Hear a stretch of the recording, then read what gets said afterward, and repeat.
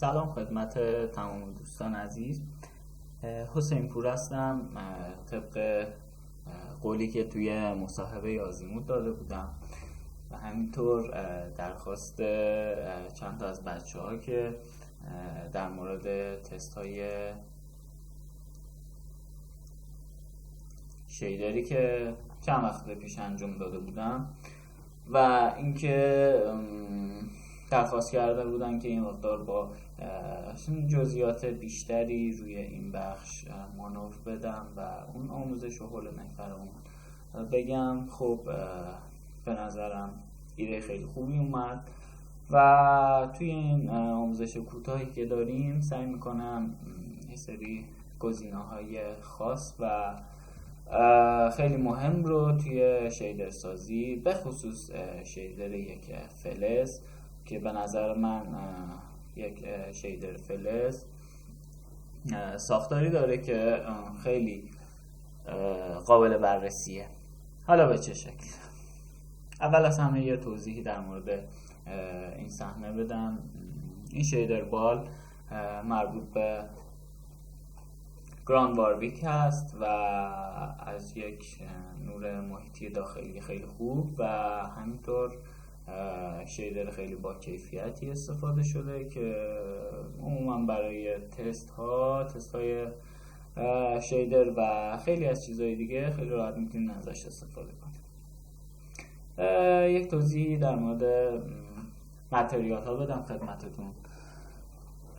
خودم همیشه این نظر رو دارم، یک شیدر تو حالتهای مختلف، تو صحنه‌های مختلف، ممکنه یک فضای داخلی یا یک فضای خارجی ریاکشن های مختلفی از خودش نشون بده. پس من خودم هیچ وقت به قوانینی که یک اصولی که چطور میگم، یک سری اعداد و ارقام که تعیین میکنم برای مثلا این جسم این شکلی باید باشه، این عدد IOR، این عدد رفلکشن، این کرو توی رفلکشن توی فال آف و اینا داشته باشه، عموما نمیپذیرم. چرا که شما اگه توی دنیای واقعی هم یه متریال رو، یک جسم فلزی مثلا توی نورهای مختلف، توی فضاهای مختلف شما قرار بدین، قطعا میبینید اشکال مختلفی از خودش نشون میده تحت تاثیر رنگها، نورها و حتی گرمی و سردی فضا. اون شیدر حالت خودش رو عوض میکنه. پس من برای همین ویری رو عموما برای شیدر سازی میپسندم که کاملا این ریاکشن ها رو میتونم کنترل کنم. من توی چند تا بخش مختلف میخوام این رو بررسی کنم. اولین بخشی که در مورد یک متریال فلزی مد نظرمونه اینه که یک تکسچر خیلی خوب انتخاب کنیم. خب من یک تکسچر فلزی که خورده قش خورده و خورده زدگی داره از سایت textures.com انتخاب کردم که سایز خوبی داره و نسبتا تایلبل هست و میتونید ازش استفاده کنید. خب اولین مورد استفاده از یک دیفیوز بیتمپ مناسب و تست اون روی صحنه است. خب یه تست کوچیک میگیرم ببینم که پله پله با هم پیش بریم چطور این متریال فلزی خیلی خوب رو با هم بسازیم. خب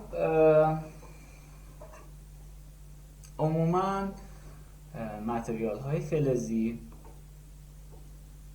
همطور که گفتم حالت های مختلفی رو از خودشون نشون میدن. خب این یک فضای داخلیه. من میخوام رفلکشن های محیط اطراف، اون اجزایی که توی محیط هستن خودشون روی جسم نشون بده و میخوام که یه حس فیزیکال بودن رو خودش داشته باشه. خب پله پله با هم بررسی میکنم. عموما اگه خیلی از آموزش های حرفه‌ای و همینطور مسنگری رو دیده باشین، خیلی توصیه میکنن که از فالاف و همینطور بخش های گرادینتی که استفاده میشه توی بخش رفلکشن استفاده کنم. من اجباری توی این مورد براتون قائل نمیشم، یعنی شما میتونین با خیلی از بخشای دیگه و خیلی از دستورات دیگه رفلکشن رو بسازین، اما برای این متریال من از یک مپ فالاف اجازه بدیم دونه بدونه رو بررسی کنیم و فالاف تایپ فرنل و بخش مهمی که میخوایم بررسیش کنیم بخش کالر مپ. خب کرف های مختلفی توی انواع فلزات مختلف ما داریم. لیست هایی که به صورت RGB و به صورت تکمیل شده با حتی متریال های مشخص شده توی سایت های مختلف میتونیم پیدا کنیم. اما همطور که گفتم من میخوام یه چیز کاملا دستی و خیلی چطور میگم حسی محور ایجاد کنم. میخوام یک حرکت حسی توی این کارم داشته باشم. خب من به صورت RGB کرو رو در میارم و یک کرو به این شکل با یک اد پوینت و حالت بیزیر اسموت ایجاد میکنم.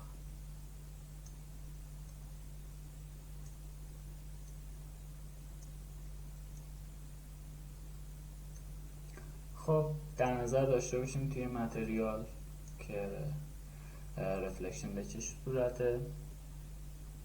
خب کرو رو من میخوام یک گرادینتی به رنگ سبز داشته باشم، یعنی تمایل رنگی اون فلز به سبز باشه که بعداً میخوام با استفاده از رنگ‌های مختلف که روی جسم میارم اون حالت فلز رو ایجاد کنم. خب من بخش گرین رو حرکت میدم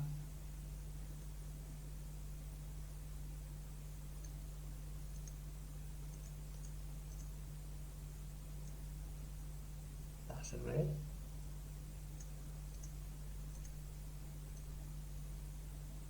و بلو هم مقدار به پوینتر میارم.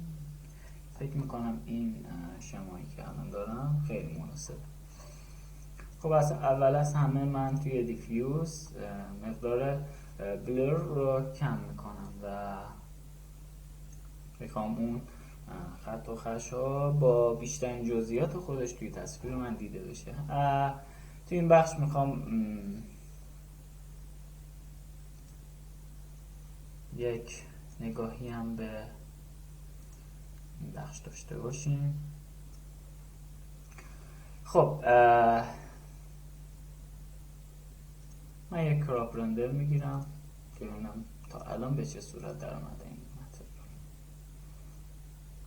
خب کاملا شفاف میتونین این رفلکشن رو ببینین که به صورت خیلی واضح اما بدون اون حس مورد نظرمون میتونیم ببینیم. خب الان ما رفلکشن رو داریم اما دیفیوز هم داریم، اما واقعا این یک حالت فلز خشدار نیست. برای این کار من از دیفیوز مپم برای گلاسینیز استفاده میکنم. یک کپی میگیرم ازش و اون مپ رو با استفاده از کالر کارکشن یه بررسی روش انجام میدم. خب من سچوریشن رو کم میکنم که البته توننگ خاصی تو این تصویر ما نداره. برایتنس رو یه مقدار زیاد میکنم و کنتراست این بخش رو یه مقدار کمتر میکنم. خب شما میتونین جزئیات و تغییرات رو توی این به خوبی مشاهده کنید، اما اون چیزی که من احتیاج دارم یک مورد با شدت بیشتره. من توی آوتپوت توی همین بخش کرومون آوتپوت رو یه مقدار افزایش میدم، مثلا 2.5 که یک حالت چطور میگم با افزایش این شما یه چند تا لول دیگه از رفلکشن رو خواهید داشت، یعنی این چند تا لول باعث میشه که یک حالت براق‌تری و با جزئیات بیشتری داشته باشه. همینجور من آفست رو هم یه مقدار اضافه میکنم، مثلا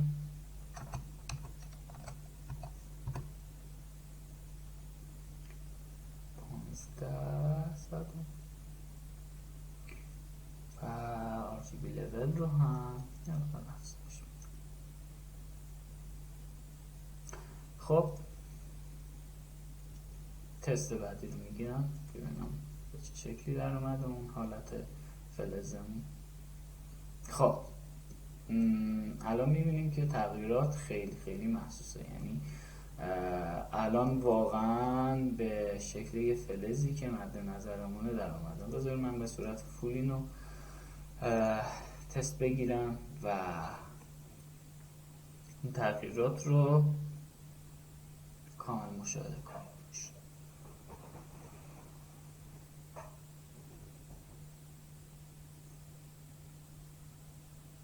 خب الان خیلی بهتر شده، اما اون حالت جونداری که من مد نظرم بود هنوز روی اون فلز ما ایجاد نشد.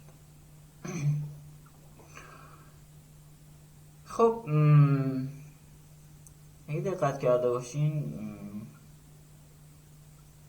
فلز ها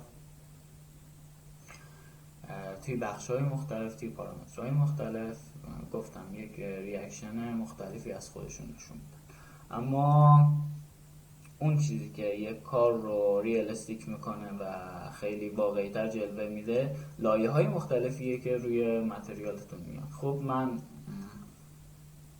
توی هم بخش دیفیوز اون رو به صورت کامپوزیت در میارم که بتونم چند تا لایه به صورت رنگی روش داشته باشم. خب من یه لایه اضافه میکنم، توی اون لایه از ویری کالر استفاده میکنم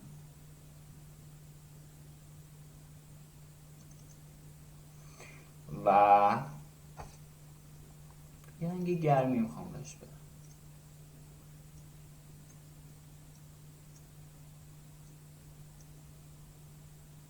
فکر میکنم رنگ خوب باشه. به صورت دارکن این لایه رو ایجاد میکنم، تغییرات رو میتونید ببینید و اوپاسیتیش رو یه مقدار کم. خب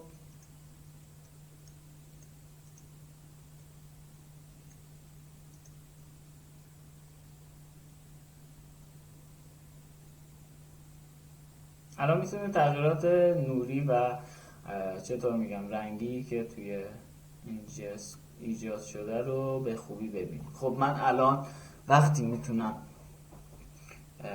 چنین حالتهای رنگی روی تصویرم ایجاد کنم، اون کرو RGB رو میتونم به صورت رنگی روی این متریالم شیدرم پیاده کنم، یعنی من هر چند تا لایه با رنگ‌های مختلف با حالت‌های مختلف بخوام میتونم روی این تصویرم اعمال کنم و میبینیم که تفاوت این دو بخش چقدر با هم زیاده. و الان من میخوام به صورت حسی و اون چیزی که اون رنگی که مد نظرمه و واقعا مورد پسنده توی این صحنه به کار ببرم. خب من به نظرم یه مقدار اینو کمترش میکنم، یه لایه دیگه میخوام بهش بدم. یک روی کالر دیگه و این دفعه به صورت یه رنگ تیره.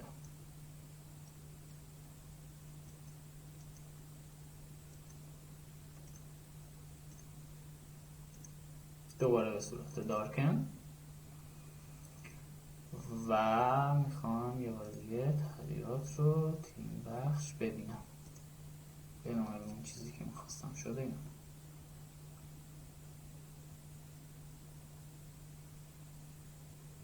این تیرگی باعث شد که من خط و خش ها رو تو عمق، چطور میگم، عمق بیشتری از اون تصویر ببینم. میبینین تفاوت نسخه اولیه لایه، یعنی این بخش دوم و بخش سوم رو به صورت کاملا آشکار و واضح میتونید ببینید چطور این خط ها خودشون رو نشون دادن، چطور از یک فلز مرده به یک فلز جوندار و اون چیزی که حالا مد نظرمه نزدیک شدن. خب ما با همین کارا، با همین چطور بهتون بگم،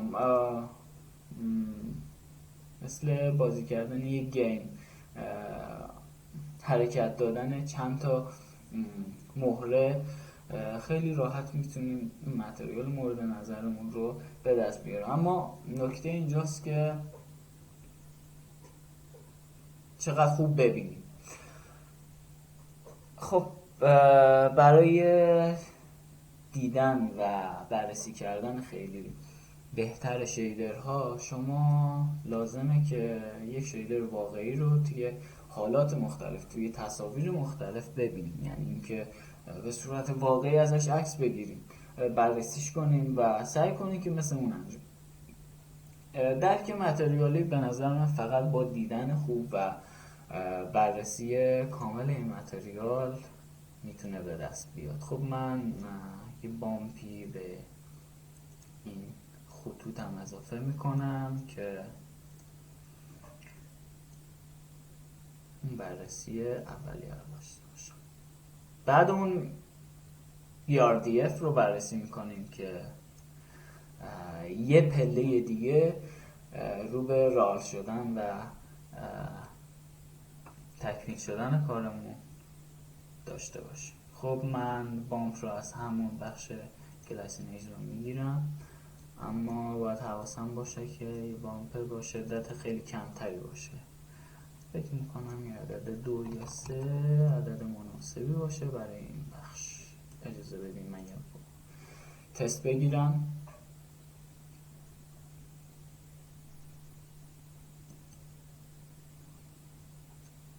درسته، فکر میکنم کافیه و اون حالت مورد نظر من رو به تصویر داده.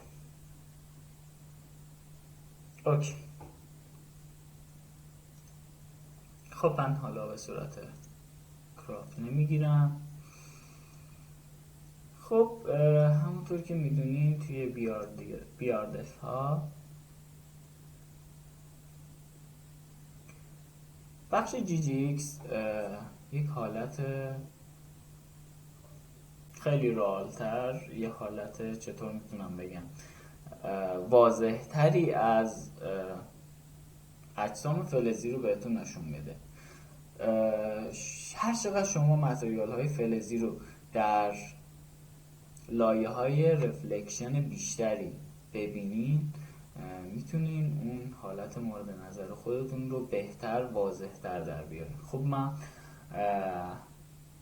با GTR Tail Fall Off میتونم اون چطور میگم اون هایلایتی که روی جسمم میفته رو به صورت یه مقدار جالب تری بررسی کنم. خب من یه مقدار بیشتر میکنم و فکر میکنم یک حالت خیلی خوب برای این متریال من باشه. خب من به صورت کلی تست میگیرم ببینم که چی عذاب در اومد.